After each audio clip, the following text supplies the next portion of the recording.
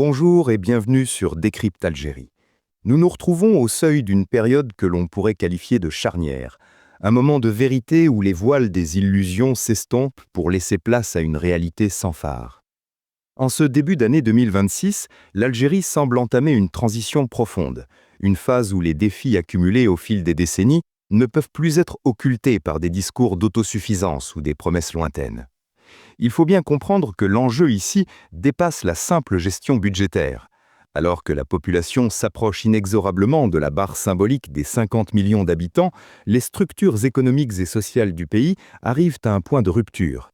C'est une nécessité de survie pour un modèle qui semble avoir épuisé ses propres réserves, tant financières que politiques, et c'est précisément ce basculement que nous allons analyser ensemble.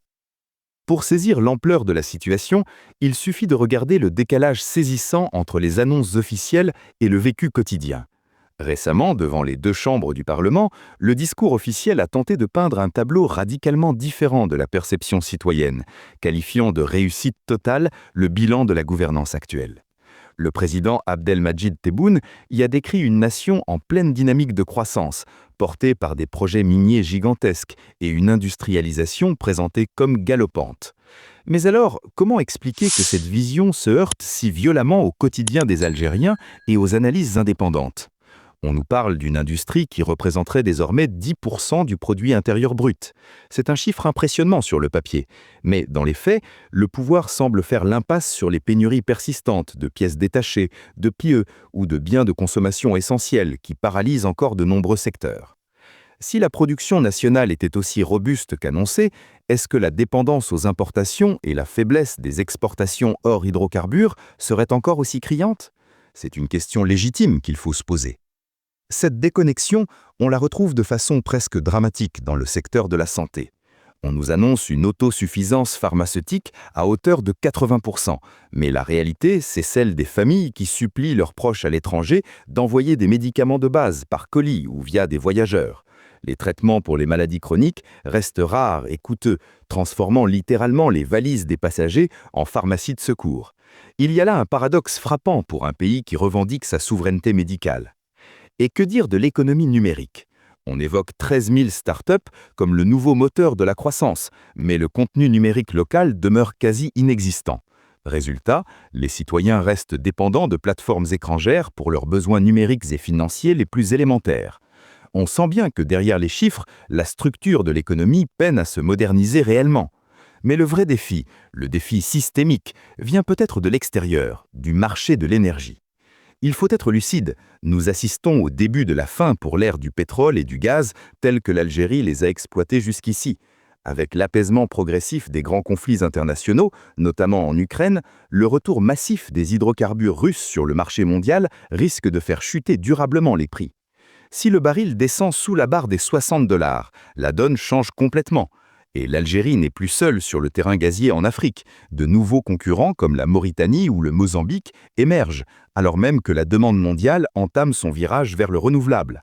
Pour l'économie algérienne, cela signifie une baisse inévitable des recettes en devises, au moment même où les besoins d'une population croissante imposent des importations massives pour garantir la sécurité alimentaire. On peut légitimement craindre que les réserves de change, ce fameux matelas de sécurité, ne s'épuisent dangereusement d'ici la fin de cette année, réduisant la marge de manœuvre de l'État à seulement quelques mois de couverture d'importation. Sur le plan social, le ton monte aussi. La victoire contre l'inflation annoncée par les autorités sonne comme une amère ironie pour les ménages. Les chiffres officiels tentent de minimiser la hausse des prix, mais allez faire un tour sur les marchés, le coût de la vie a explosé. Les produits agricoles frais, la viande, les œufs, tout a subi des augmentations vertigineuses. Aujourd'hui, un cadre moyen ou un enseignant, malgré les revalorisations salariales, se retrouve avec les poches vides après seulement quelques courses essentielles. Le salaire moyen national de 42 000 dinars est devenu un seuil de pauvreté déguisé qui impose des privations constantes. Et n'oublions pas le dinar lui-même, qui a perdu près de 43% de sa valeur par rapport à 2019, érodant systématiquement le pouvoir d'achat des ceux qui travaillent dans le secteur privé, soit plus de 60% de la main-d'œuvre. Pour bien comprendre cette crise, il faudrait presque que les décideurs sortent de leur bulle pour vivre la réalité d'un chef d'entreprise qui lutte contre les restrictions bancaires pour importer de la matière première, ou celle d'un étudiant qui prend des trains et des bus dégradés en rêvant d'ailleurs. On cite souvent de grands projets, comme la mine de fer de Garage-et-Billette, mais ce sont des espoirs à long terme, dont la rentabilité reste à prouver face aux coûts astronomiques d'infrastructures. En réalité, beaucoup de réalisations inaugurées en grande pompe dernièrement ne sont que des projets hérités, budgétés et planifiés bien avant 2019. On est plus dans la continuité que dans la rupture créatrice. Ce tableau intérieur se complique encore quand on regarde la carte diplomatique. L'Algérie traverse une période d'isolement préoccupante. Les relations sont glaciales, voire rompues, avec des voisins immédiats du Sud, comme le Mali et le Niger depuis le printemps 2025. À l'Est, l'instabilité en Libye et les velléités sécessionnistes menacent directement la sécurité des frontières. Et bien sûr, il y a l'impasse totale avec le Maroc. Tout cet environnement hostile pèse lourd. Il décourage les investissements étrangers qui stagnent à des niveaux dérisoires. À cela s'ajoute l'incertitude venue du Nord. Avec l'approche des élections présidentielles de 2027 en France, la montée de l'extrême droite à Paris, nourrie parfois des tensions diplomatiques mal calculées, pourrait compromettre les intérêts de la diaspora et des accords stratégiques majeurs. Face à toutes ces menaces sur tous les fronts, la réponse purement sécuritaire ou militaire montre ses limites. On peut dépenser des milliards en armement, mais la véritable sécurité, elle, naît d'une diplomatie de bon voisinage et d'une stabilité interne solide. Le système actuel, qui a tendance à balayer les critiques en les qualifiant d'ingratitude, ne pourra plus faire l'économie d'un véritable débat national. L'Algérie a un besoin vital de toutes ses forces vives, de son opposition, de ses journalistes et de ses manifestants, pour inventer un modèle qui ne dépende plus uniquement de la rente gazière. La colère populaire n'a pas disparu, elle s'est muée dans une attente silencieuse, mais extrêmement sensible, qui ne tolérera plus longtemps les manipulations statistiques ou les faux-semblants. Nous arrivons ainsi au moment de faire la synthèse de ces dynamiques. L'année qui s'ouvre s'annonce comme celle de tous les défis pour l'Algérie. C'est le moment où le choix devient inévitable, maintenir un statu quo qui semble intenable ou s'ouvrir vers une Algérie du futur, capable de répondre aux besoins de ses 50 millions de citoyens. Le mensonge politique, quel qu'il soit, finit toujours par se heurter à la dureté des faits, et comme on le dit souvent, on ne peut pas tromper tout le peuple tout le temps. Les changements ne sont ici plus une option ou un souhait, mais une contrainte imposée par la réalité économique et géopolitique.